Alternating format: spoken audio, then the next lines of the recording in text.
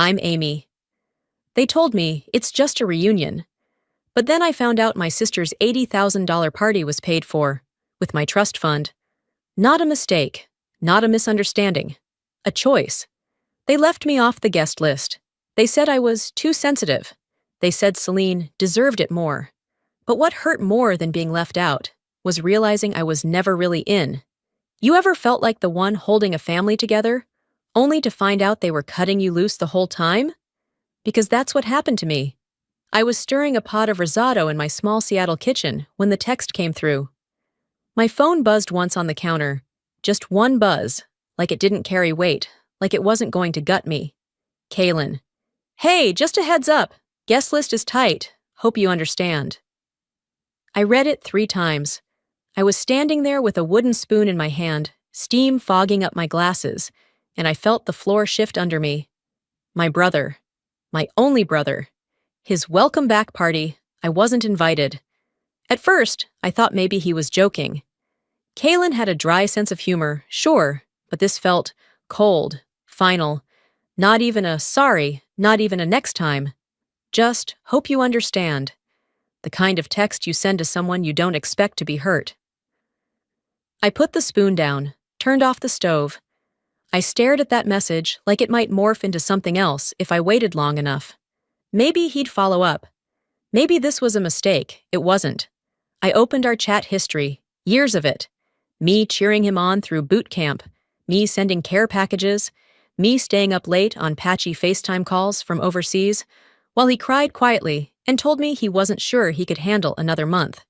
And now I was just off the list. I tapped call before I could overthink it. Not to him, to Dad. He picked up on the second ring.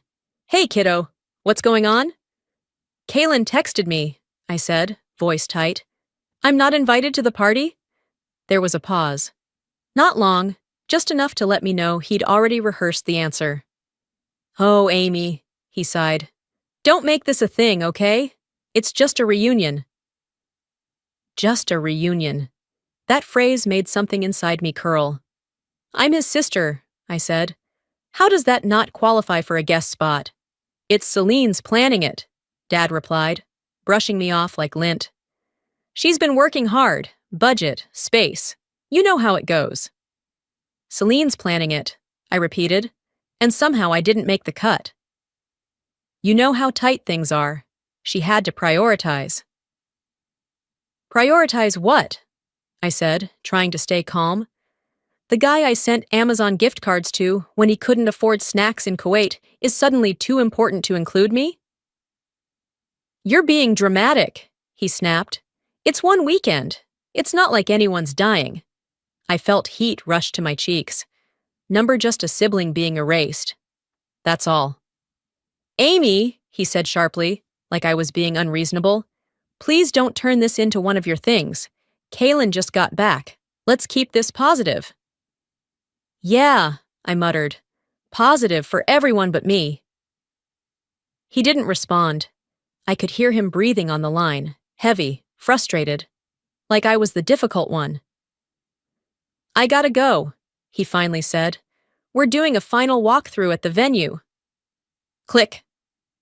I stood there, phone still against my ear, even though the call was dead. I could still hear him in my head, though.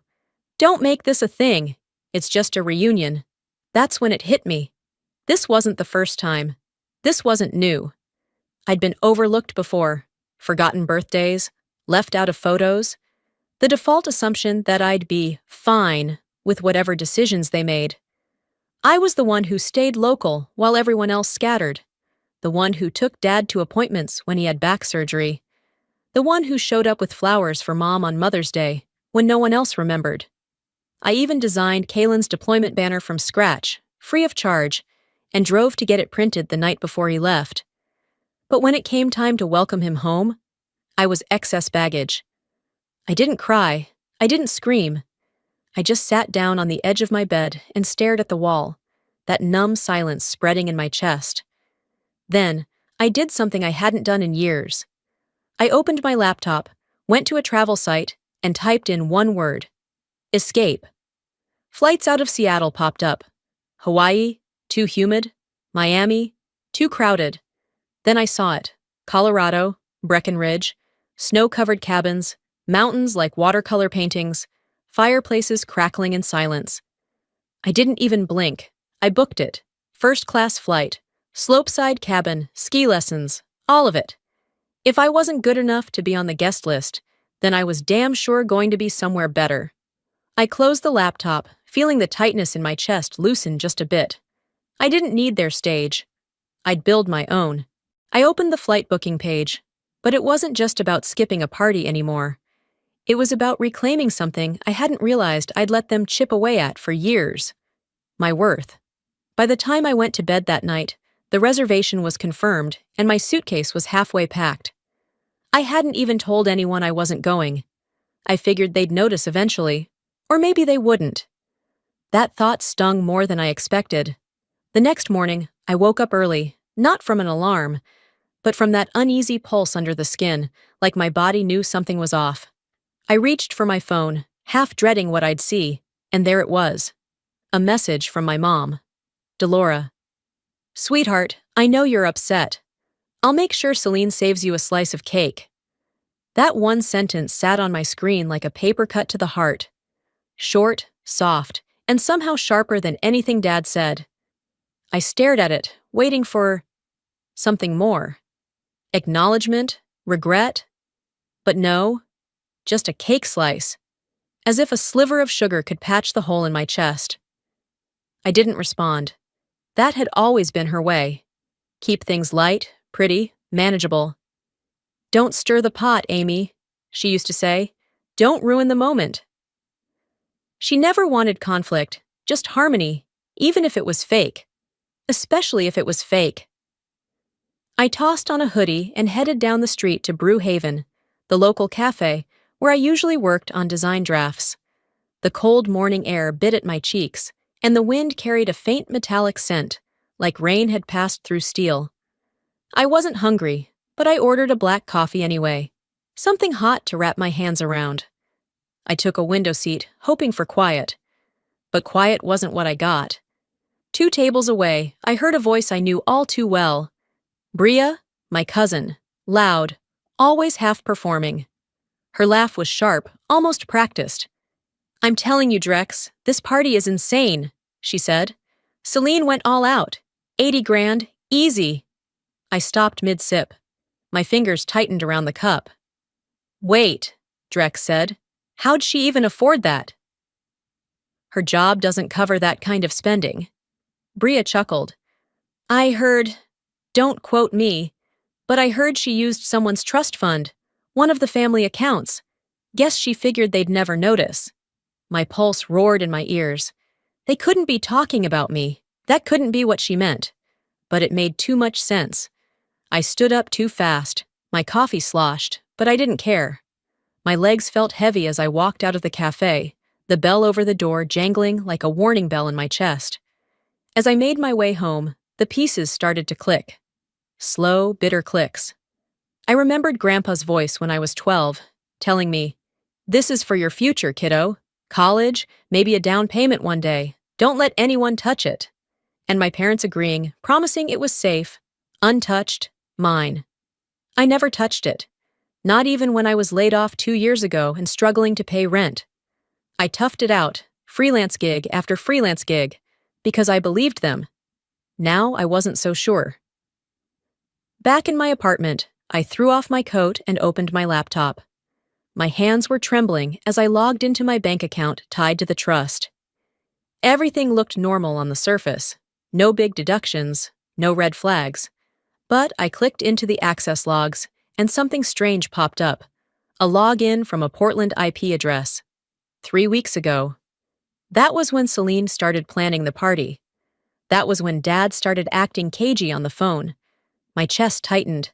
A different kind of ache than before. Something deeper. Not just rejection, violation. I closed my eyes and took a breath, but it didn't help. If they took from me, if they used what was mine, and didn't even have the decency to include me in the celebration, I opened my notes app, began writing down the date of the login, the IP, the time. Then I whispered, barely audible even to myself, If they touched it, I swear. I didn't need more confirmation. But I was about to get it anyway. Still seated at my desk, I heard the familiar chime of a new email. The subject line stared back at me like it knew exactly what kind of damage it carried. Authorized withdrawal alert. I hesitated for a second, just one, and then clicked. There it was. Plain as day. A transaction processed under Morton Faulkner's name. $80,000. Removed from my trust account. Not pending, not requested. Already gone. I blinked hard, thinking maybe I'd misread it. Maybe it was a statement, or a tax summary, or something else. Anything else. But the amount was right. The date was 3 days ago, and the name, his name, was at the bottom of the authorization field. My hands went cold. I reread it once, twice, a third time. I wasn't paranoid.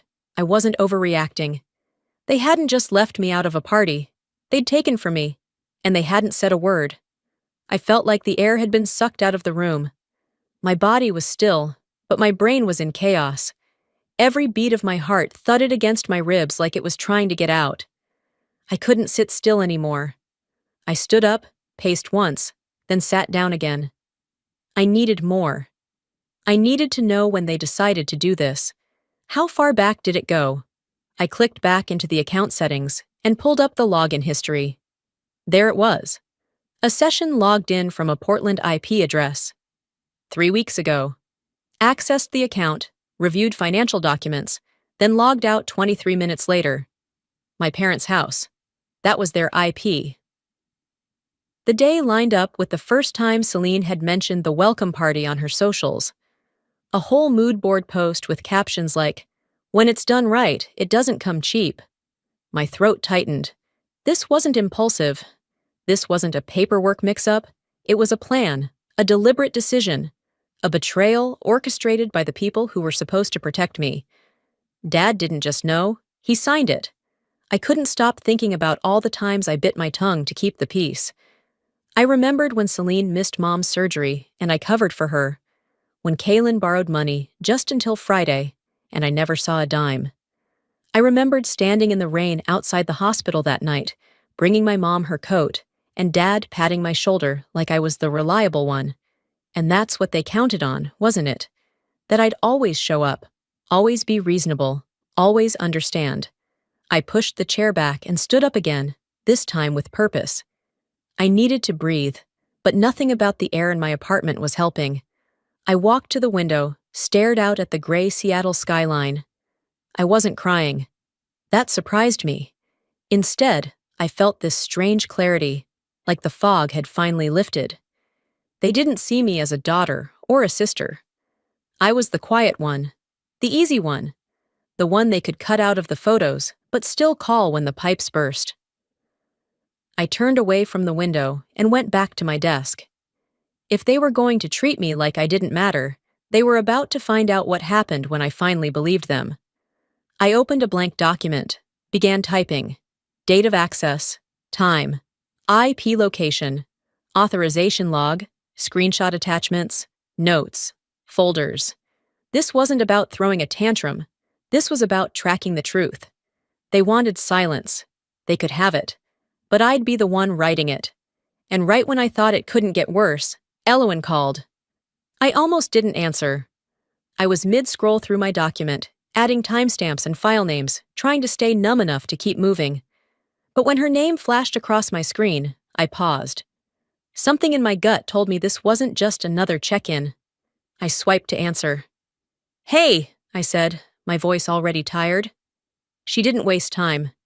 "Amy, I wasn't going to say anything, but after what you told me, you need to know." I sat upright. "Know what?" "I was at the house a couple of weeks ago," she said. "Dad was in the kitchen, talking to Celine and Mom. I don't think they realized I was around the corner." She paused. I could hear the background hum of a running car, muffled traffic. She was probably parked somewhere private. "He said, and I remember it exactly, he said, 'Amy doesn't need it. Celine does. Some kids are just more worth the money.'" I didn't say anything. I couldn't. She added softly, "It wasn't a slip. It sounded settled, like something he's believed for a long time. My mouth felt dry, but I couldn't swallow. Those weren't just words. That wasn't a mistake. That was a worldview, and I'd been orbiting it my entire life, hoping one day I'd earn a closer seat. He meant it, I finally whispered. Elowen didn't disagree. The silence stretched between us. It wasn't awkward. It was heavy, like we were both watching something sacred snap in real time. She cleared her throat. And it's a mess over here. Celine's freaking out. One of the caterers bailed. The decor vendor is an hour late, and Morton's been barking at everyone. Apparently, Celine changed the menu last minute and forgot to confirm. Now no one knows what's going on. I leaned back against the couch, eyes closed. Of course she did.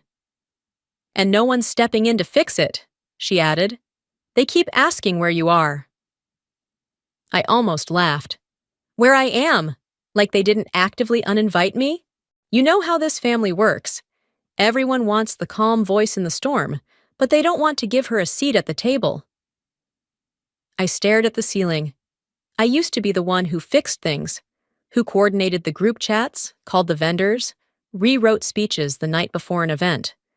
I was the one who stayed late, cleaned up when others left, made sure Mom had her meds and Dad had his coat. And now I was the villain, the ghost. Or maybe I always was, just useful until I wasn't. They never protected me, I said quietly. They just drained me dry and called it love. There was no fight left in my tone, just a kind of tired certainty I'd never known before. They don't even realize what they lost, I added. No, Elowen said, but they're about to. We ended the call shortly after. She sounded uneasy, caught in the crossfire, but I knew her well enough to recognize her loyalty.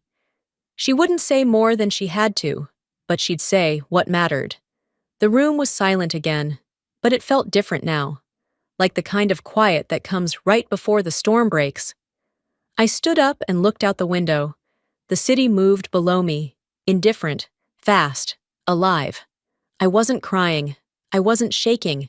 They weren't losing me. They already had. I closed my eyes, inhaled deeply, and exhaled the last thread of guilt I'd been carrying. I didn't want revenge, but the truth deserved a voice, and it was about to get one. So when Dad called again, blaming me for the chaos, I was ready. The phone buzzed on the table, his name lighting up the screen like it always did when something needed cleaning up. I let it ring once, twice, then picked up. Hello? His voice was clipped, already frayed at the edges. If you had just come, maybe Celine wouldn't be falling apart right now. I didn't answer. Not yet. I wanted him to sit in that silence for a moment. He kept going, filling the void the way he always did when he was cornered. She's overwhelmed, Amy. The caterers are late, the sound system's a mess, and your mother is trying to keep things from spiraling. You know how Celine gets. Maybe if you had been there... Stop, I said finally. He went quiet. You're blaming me for the mess you all made. He sighed. That long, theatrical sigh that said, here we go again. This is a family, Amy. Then stop acting like I'm not in it. That shut him up. I almost hoped he'd yell, because then, at least, we'd be speaking the same language. But instead, he exhaled and offered his favorite line, the one he pulled out when he wanted to guilt me into folding. We all make sacrifices. Yours just look different. I didn't have the energy to decode that, not today. You made a decision without me. You used my trust. You cut me out. Don't expect me to be your solution now. I didn't know it would matter this much to you, he muttered. It was like hearing a stranger say my name. I hung up before I said something that would make me feel ashamed later.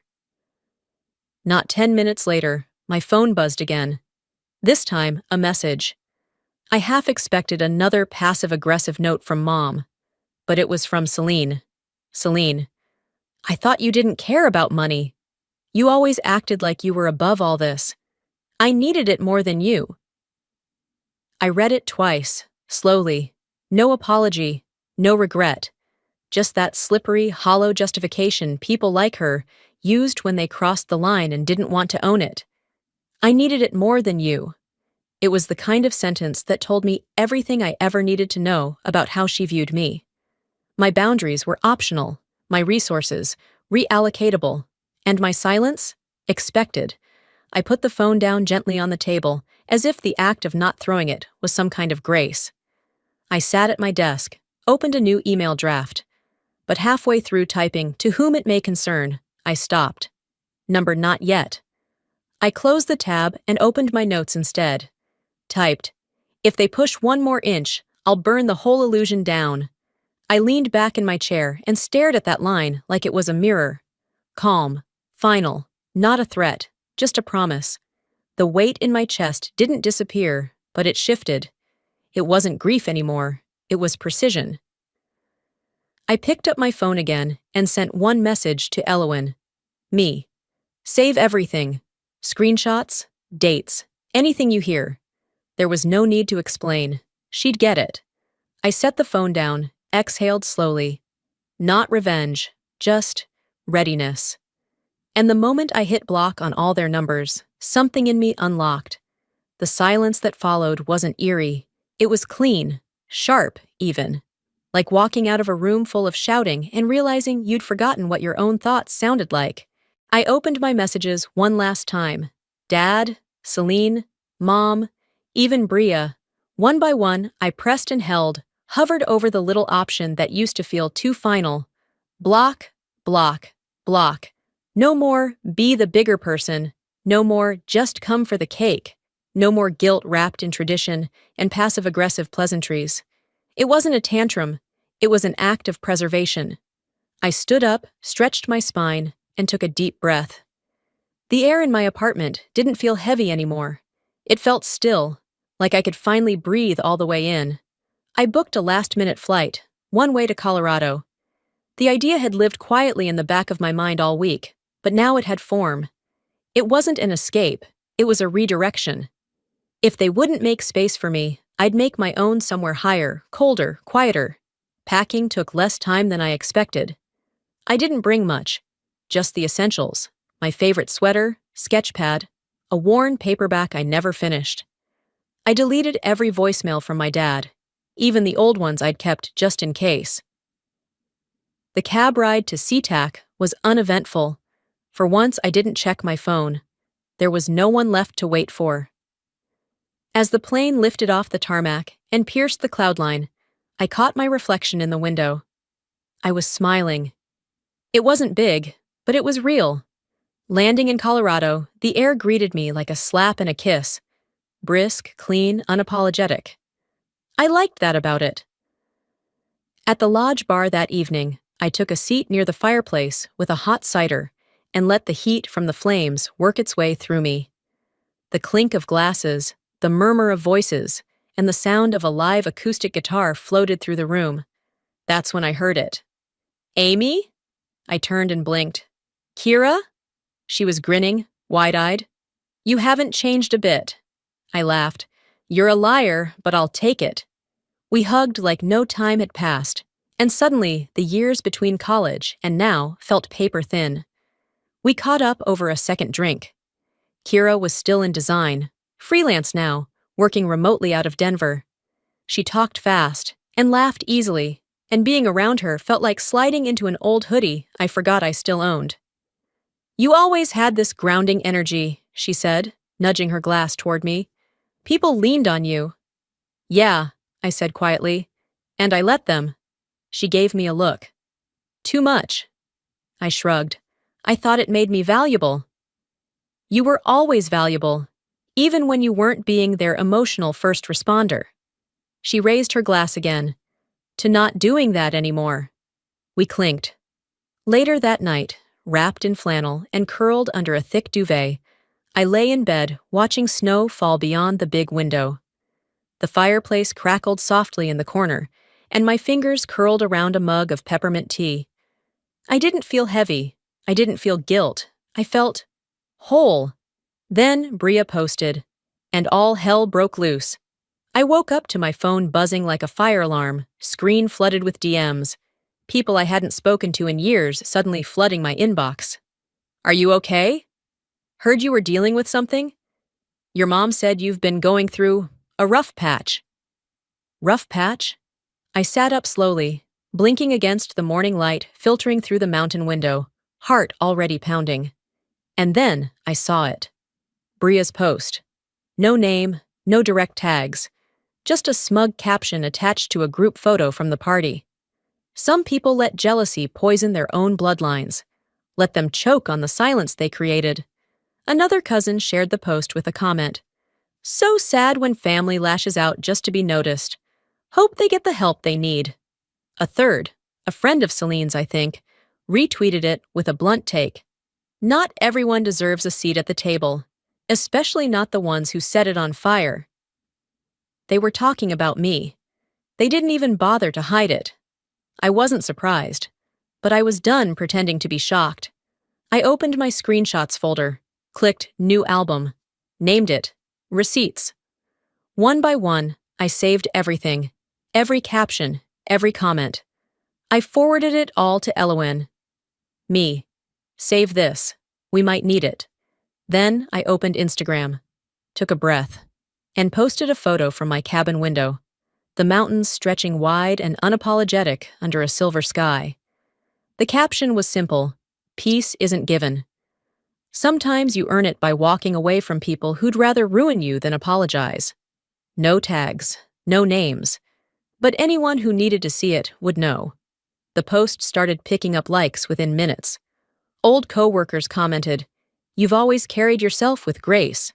A college classmate wrote, "Some people can't handle accountability, so they weaponize stories." Even Uncle Mike chimed in, "Truth has a funny way of climbing out, huh? Proud of you, kid." I didn't feel triumphant. I felt accurate. It wasn't about revenge. It was about reclaiming the narrative they tried to twist. They painted me as bitter, unstable, selfish, because it was easier than facing what they'd done. But now, the silence they depended on, I'd set it on fire. That afternoon, I was sipping tea in the lodge lounge when Elowen texted again. Elowen, Mom just messaged me. Celine's spiraling. Dad's furious. They're saying you ruined the party. I stared at the message for a long second. Me. They're about to find out what ruined really looks like. So I wrote the email that would end the silence and hit send. It wasn't dramatic. No fire in the fingertips. No music swelling in the background. Just a quiet click and the sound of my own breath, steady and calm for the first time in days. The message was addressed to the Trust's legal counsel, with every extended family member CC'd. A full list, no cherry-picking. Subject: unauthorized withdrawal from personal trust. Request for legal review. The body was short, sharp, surgical. On date, an $80,000 withdrawal was executed from my designated trust fund, originally created by my grandfather for my future use. This transaction was authorized under Morton Faulkner's name without my consent. Access logs from my banking portal confirm the account was viewed and modified from an IP address located at Morton and Delora Faulkner's residence in Portland, Oregon. I'm submitting this documentation for investigation. This is no longer a family matter. It is a legal one. Attached were the screenshots, every login, every timestamp, every digital fingerprint. No threats, no insults, just the truth, finally laid bare for everyone to see. And when I hit send, my hands didn't shake. I leaned back and let the silence fill the space between who I used to be and who I was finally becoming. 15 minutes later, my phone lit up like wildfire. Calls from numbers I recognized, calls I didn't. I didn't answer any of them. Then came a text from Elowen. Elowen, they're scrambling. I think Bria just left the party early. Celine's crying in the guest suite. Morton keeps saying you made this personal. Mom's sobbing about family destruction. It's chaos. I could picture it. Streamers half hanging, cold hors d'oeuvres sweating on glass trays. Faces twisted in panic, not guilt. They were more outraged about being exposed than about what they'd done. Good. I put my phone down and walked out to the cabin patio, wrapped in a thick shawl as snowflakes drifted lazily around me. Then came the email reply from the trust advisor. Amy, thank you for your documentation. We are taking this seriously and will initiate a formal review process. Please do not respond to further personal inquiries regarding this issue. We'll handle it. It was so simple, so clean. It cut through months, years of gaslighting and guilt like glass through paper. I whispered, they're finally going to be held accountable. Then I opened Instagram again and posted my final message. It was a photo of me standing on the overlook trail behind the lodge, hands in my coat pockets, mountains behind me, sky starting to darken with snow. The caption, "Silence isn't noble when it protects injustice." I didn't check the comments. I didn't need to. Later that night, I stepped outside again. The air was so crisp it stung a little when I breathed too deep, but I welcomed the bite. It reminded me I was still here. Still solid, still mine.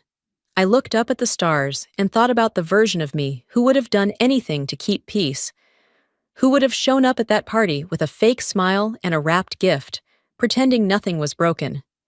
That girl was gone. I didn't lose my family. I left the role they'd written for me and wrote my own. And in the morning, for the first time in years, I didn't reach for my phone. I reached for peace. The quiet wasn't unnerving. It was earned. I brewed my coffee, wrapped myself in a thick cardigan, and stepped out onto the snowy deck. The air held that early morning stillness only mountain towns know. Crisp, untouched, sacred. I sat in the Adirondack chair and watched the snow melt off the railing, steam rising where sunlight touched it. No calls, no pings, no drama. Just me, the smell of roasted beans, and the hush of a world not asking anything from me. For the first time in longer than I could remember, I wasn't hoping they'd call. I wasn't waiting for the apology that never came. I didn't need it anymore. I wasn't bitter. I was done. That afternoon, Elowen sent a final update, one I hadn't asked for, but didn't mind reading. Elowen, Morton's golf group pulled his speaking spot. Word got around. Elowen, Celine's PR team dropped her after a sponsor backed out. Elowen, Mom sent a 5-minute voice message. I haven't listened to it. Figured you wouldn't either. She was right. I didn't open it. I just pressed delete. Some stories don't need a reply. Some doors stay closed.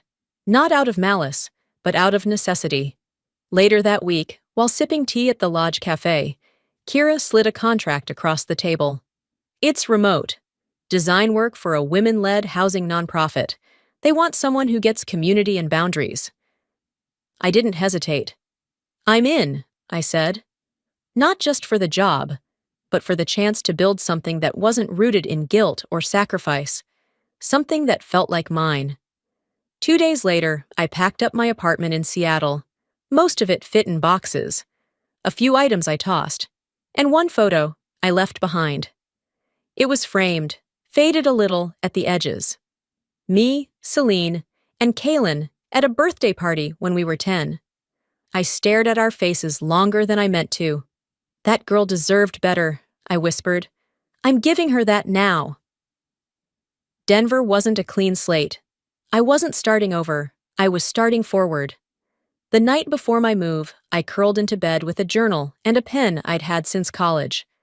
On the final page, I wrote, "They didn't break me. They just showed me who I was without them." I closed the book, slipped it into my suitcase, and stepped outside one last time. Snow crunched under my boots. The mountain stood behind me, steady as ever. The cabin lights flickered warm behind frosted windows. The world hadn't changed, but I had. This isn't a reunion story, it's a freedom story, and I'm finally home. You know, if you'd told me a year ago that I'd walk away from my own family, not in anger, but in clarity, I would have laughed and poured another cup of coffee, thinking I'd always be the one to fix things.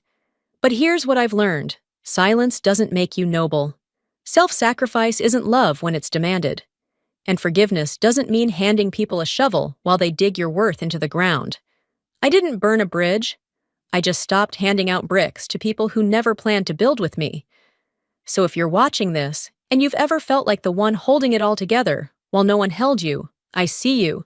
You're not selfish for choosing peace. You're not dramatic for asking to be treated fairly. You're not wrong for finally saying, enough. Maybe this isn't just my story, maybe it's yours too. So let me ask you, have you ever had to choose peace over family? Have you ever walked away not because you wanted to, but because you finally had to? Let me know in the comments. Type 1 if this hit home, or drop the state or country you're watching from. I'd love to see how far this story's reaching. And hey, if you didn't like the video, that's okay too. Tell me why. I'm here for real stories, real conversations. If this video resonated with you, inspired you, or made you feel less alone, subscribe to the channel. There are more stories coming, more truth, more heart, and more reminders that sometimes walking away is the bravest step toward home. Thanks for being here. See you in the next one.